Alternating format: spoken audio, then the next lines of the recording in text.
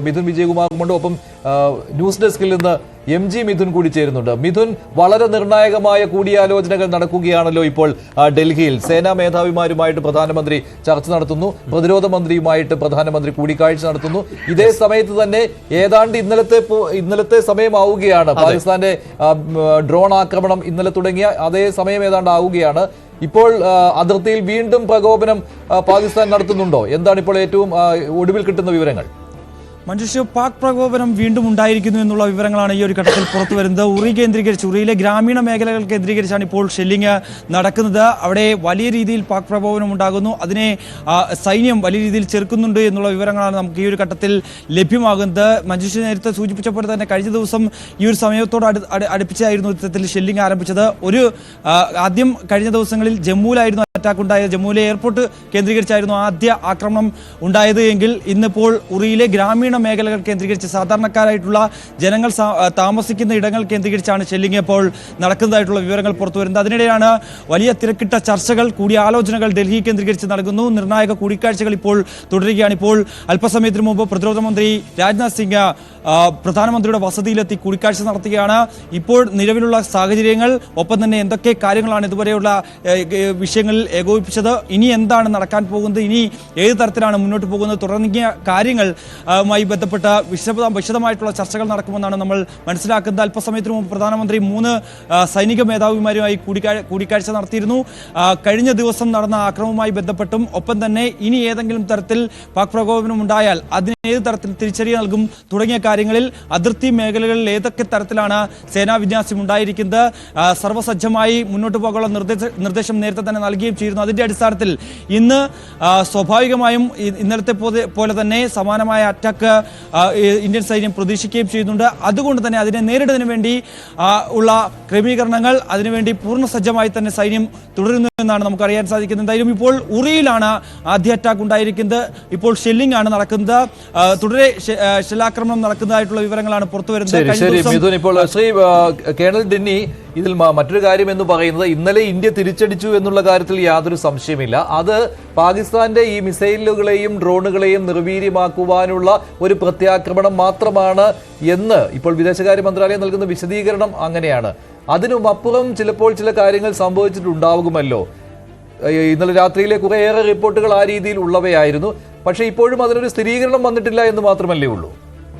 അതെ, എനിക്ക് തോന്നുന്നു ഡെഫിനറ്റ്ലി കുറെ കാര്യങ്ങൾ നമ്മൾ ഈ ഒരു എസ്കലേഷൻ വേണ്ട എന്നുള്ള ഒരു തീരുമാനത്തിന്റെ ഇതിൽ നമ്മൾ ചിലപ്പോൾ കുറെ കാര്യങ്ങൾ പറയാത്തില്ല. കാരണം അതും കൂടെ പറഞ്ഞു കഴിഞ്ഞാൽ പാകിസ്ഥാന്റെ മുകളിൽ അത്രയും പ്രഷറാണ്, ഇനി അവർ അതിന്റെ കൂടുതൽ റിയാക്ട് ചെയ്യണം എന്നുള്ളത്. അപ്പം അത് പലപ്പോഴും നമ്മൾ ചെയ്യുന്ന ഒരു സ്ട്രാറ്റജിയാണ്. അതൊരു ചെറിയൊരു വിൻഡോ ഈ മറ്റൊരു സൈഡിൽ നിന്ന് തുറന്നിട്ടിരിക്കുകയാണ്. അത് നിങ്ങൾക്ക് വേണമെങ്കിൽ എക്സിറ്റ് ചെയ്യാം എന്നുള്ളത്, ഓഫ് റാമ്പ് എന്ന് പറയുന്ന പോലെ അത് ചെയ്യാനുള്ള ഒരു സ്കോപ്പ് കൊടുക്കുകയാണത്. പക്ഷെ അതെനിക്ക് തോന്നുന്നില്ല പാകിസ്ഥാൻ അതിന് കണ്ടിട്ട് അവർക്ക് ആ രീതിയിലുള്ള ഒരു മനസ്സിലാക്കുന്ന രീതി ഉണ്ടെന്നുള്ളത് ഇപ്പോഴത്തെ സ്ഥിതി. ഞാൻ നേരത്തെ ജനറൽ അസീം മുനീറിന്റെ കാര്യം പറഞ്ഞത് അതിന്റെ ഒരു എക്സാമ്പിൾ പറയുകയാണെങ്കിൽ, ഇപ്പം ഇതിന് തൊട്ട് മുമ്പുള്ള ജനറൽ ബാജ്പേയി ആയിരുന്നു. ആ ജനറൽ ബാജ്പേയിയുടെ ഡോക്ടറിൻ എന്ന് പറഞ്ഞിട്ട് എന്തായിരുന്നു, അപ്പൊ ജിയോ എക്കണോമിക്സിൽ കുറച്ചും കൂടെ ഇത് എന്താ പറഞ്ഞ ഇത് കൊടുക്കണം, ഇന്ത്യയും പാകിസ്ഥാനുമായിട്ട് കുറച്ചുകൂടെ നല്ലൊരു റിലേഷൻസ് വേണം. അന്ന് അതിനെ അട്ടിമറിച്ചത് ആക്ച്വലി ഇമ്രാൻഖാൻ ആയിരുന്നു. അപ്പൊ ആ രീതിയിലുള്ള ഇപ്പൊ ജനറൽസും ഉണ്ട്. അപ്പൊ ഇത് നമുക്ക് കിട്ടുന്ന എല്ലാ റിപ്പോർട്ട്സിന്റെ ബേസിസിൽ പറയുകയാണ്, ഇതുപോലെ ഇത്രയും വർഗീയമായിട്ട് ചിന്തിക്കുന്ന വേറൊരു ജനറൽ നമ്മൾ കണ്ടിട്ടില്ല. നമ്മളൊക്കെ നേരിട്ട് കുറെ ജനറൽസുമായിട്ടൊക്കെ പാകിസ്ഥാനിലൊക്കെ നമുക്ക് UN-ലൊക്കെ നമ്മൾ ഇടപെട്ടിട്ടുണ്ട്. ഇത്രയും വർഗീയമായിട്ട്, ഇത്രയും ഈ ഒരു മൈൻഡ് സെറ്റ് അത് ഡേഞ്ചറസ് ആണ്. ആക്ച്വലി അതാണ് അതിന്റെ ഒരു പ്രോബ്ലം. അത് ചില സമയത്ത് ഇപ്പൊ ഒരു അധികാരത്തിൽ ഇരിക്കുന്ന ഒരാൾ ഇങ്ങനത്തെ ഒരു കോമ്പിനേഷൻ, ഡെഡ്ലി കോമ്പിനേഷൻ വരുമ്പോൾ അത് വളരെ കെയർഫുൾ ആയിരിക്കേണ്ട ഒരു കാര്യം തന്നെയാണ്. നമുക്ക് ലോകത്ത് പല ഉദാഹരണങ്ങളുണ്ട് ഇങ്ങനത്തെ ഒരു കോമ്പിനേഷൻ വരുമ്പോൾ. അപ്പൊ എന്റെ ഇതിലെന്ന് വെച്ചാൽ പാകിസ്ഥാന്റെ ഉള്ളിൽ തന്നെ പലരും ഇതിന് എഗെയിൻസ്റ്റ് ഇതിന് എഗെയിൻസ്റ്റ് ആയിട്ട് നിൽക്കുന്നുണ്ട്. അതിനകത്ത് സൈന്യത്തിന്റെ ആളുകളും ഉണ്ട്. സൈന്യത്തിന്റെ ആളുകൾ എല്ലാവരും ശുദ്ധരൊന്നുമല്ല, പക്ഷെ അവർ അതായത് ഇന്ത്യയെ സ്നേഹിക്കുന്ന ആളുകളൊന്നുമല്ല. പക്ഷെ ഈ രീതിയിൽ ഇപ്പോൾ ചെയ്യേണ്ട എന്ന് വിചാരിക്കുന്ന ധാരാളമുണ്ട്. അതായത് പാകിസ്ഥാന് കാപ്പബിലിറ്റി ഇല്ല ഫൈറ്റ് ചെയ്യാൻ. അപ്പൊ ഇപ്പൊ നമ്മൾ തൽക്കാലം ഒന്ന് അടങ്ങിക്കഴിഞ്ഞാൽ അതിനകത്ത് ജനറൽ ബാജ്പേയിയുടെ ഡോക്ടറിൻ ഇപ്പൊ ഈ കാര്യങ്ങൾ ചെയ്യേണ്ട എന്നുള്ളതാണ്. പക്ഷെ അതല്ല, നമ്മൾ ഇപ്പൊ തന്നെ ചെയ്യണം എന്നുള്ള രീതിയിലാണ് നിൽക്കുന്ന ജനറൽ അസീം മുനീർ. കാരണം ഒന്ന്, ഞാൻ നേരത്തെ പറഞ്ഞ പോലെ ആ ചിന്ത. രണ്ടാമത്, ബലൂചിസ്ഥാനിലും മറ്റു കിട്ടുന്ന തിരിച്ചടി കാരണം ഇന്ന് ടോട്ടലി ഇറലവന്റ് ആയിക്കൊണ്ടിരിക്കുകയാണ് പാകിസ്ഥാൻ ആർമി.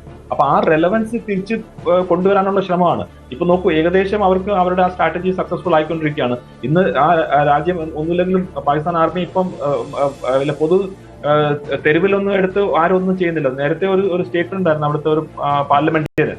ആ പാർലമെന്ററിന് പറയാതെ ഞാനൊരു ആൾക്കൊരു ലിഫ്റ്റ് കൊടുത്തപ്പോൾ ആ ലിഫ്റ്റിൽ അദ്ദേഹം വേറൊരു ഡ്രസ്സായിരുന്നു ഇട്ടിരുന്നത്. അകത്ത് കയറിയപ്പോഴാണ് മാറ്റിയപ്പോഴാണ് അത് യൂണിഫോം ഇട്ട ഒരു സൈനികനാണെന്ന് മനസ്സിലായത്. അപ്പൊ അങ്ങനെ ഒരു സ്ഥിതി പാകിസ്ഥാൻ ആർമിക്ക് ഉണ്ടായിരുന്നു. അപ്പൊ അതിൽ നിന്ന് ആ ശ്രദ്ധ മാറ്റാനും അവരുടെ ഒരു റെലവൻസ് തിരിച്ചു കിട്ടാനും ഉള്ള ഒരു ശ്രമത്തിന്റെ ഭാഗമായിട്ടാണ് ഇതെല്ലാം ചെയ്യുന്നതെങ്കിൽ തന്നെ എന്റെ ഒരു ഇതിൽ നിന്ന് വെച്ചാൽ ഇതൊരു ഒരു പേഴ്സണാലിറ്റി അതിനൊരു വലിയൊരു ഫാക്ടർ ഉണ്ട് ജനറൽ അസീം മുനീർ. കാരണം ഇന്നും 2-3 പ്രാവശ്യം അദ്ദേഹം പുറത്ത് കണ്ടിട്ടുള്ളൂ. ആ 2-3 പ്രാവശ്യവും ഒരു സൈനികൻ സംസാരിക്കുന്നതിനൊക്കെയല്ല, ഒരു മത പ്രഭാഷണം നടത്തുന്നതിനൊക്കെയുള്ള ആ മതത്തിന്റെ കാര്യങ്ങൾ കോട്ട് ചെയ്തുകൊണ്ട് അങ്ങനെയൊക്കെയുള്ള കാര്യങ്ങളാണ് സംസാരിക്കുന്നത്. അപ്പൊ അതൊരു നമ്മളെങ്ങും കാണാത്ത ഒരു ശൈലിയാണ്. അതുകൊണ്ടാണ് ഞാൻ അതിന് ഡേഞ്ചറസ് എന്ന് പറയുന്നത്. കാരണം ഇമ്രാൻഖാൻ ഇതേ മൈൻഡ് സെറ്റ് ആണ്, പക്ഷെ ഇമ്രാൻഖാന് യൂണിഫോം ഇല്ല, ഇത്രയും വലിയൊരു സേന അണ്ടർ കമാൻഡ് ഇല്ല. ഈ ജനറൽ അസീം മുനീർ യൂണിഫോം ഇട്ട ആളാണ്, ഇത്രയും വലിയൊരു സേന അണ്ടർ കമാൻഡാണ്. അതാണ് നമ്മൾ സൂക്ഷിക്കേണ്ടത്. യെസ്, അതാണ് സൂചിപ്പിച്ചതുപോലെ തന്നെ, അതായത് ഒരുതരം മതഭ്രാന്ത് എന്ന് തന്നെ പറയാം അവിടുത്തെ സൈനിക മേധാവി. അത് ഇതിനു മുമ്പും, അതായത് പെഹൽഗാം ഭീകരാക്രമണത്തിന് തൊട്ടു മുമ്പ് വരെ അദ്ദേഹം സൈന്യത്തെ എങ്ങനെയാണ് അഭിസംബോധന ചെയ്തത് എന്നതെല്ലാം നമ്മൾ കേട്ടതാണ്. നമുക്ക് മിഥുൻ വിജയകുമാർ കൂടി ചർച്ചയുടെ ഭാഗമാകുന്നുണ്ട്. മിഥുൻ, ഇപ്പോൾ ഏറ്റവും ഒടുവിൽ വരുന്ന റിപ്പോർട്ടുകൾ അനുസരിച്ച് വാർത്താ ഏജൻസികൾ ഏതാണ്ട് 9 മിനിറ്റ് മുമ്പാണ് വാർത്താ ഏജൻസികൾ ഉറിയിൽ നിന്നുള്ള വിവരങ്ങൾ പങ്കുവെക്കുന്നത്. അവിടെ ഗൺ ഷോട്ട്സ് ഉണ്ട്, അതുപോലെ തന്നെ വലിയ സ്ഫോടന ശബ്ദങ്ങളടക്കം കേൾക്കുന്നു എന്നാണ് മനസ്സിലാക്കാൻ സാധിക്കുന്നത്. ഇന്നും പാകിസ്ഥാന്റെ ഭാഗത്ത് നിന്ന് പ്രകോപനം തുടരും, അതിന്റെ സൂചനകളിലേക്കാണ് പോകുന്നത്. താങ്കളുടെ പ്രതീക്ഷ എന്താണ്?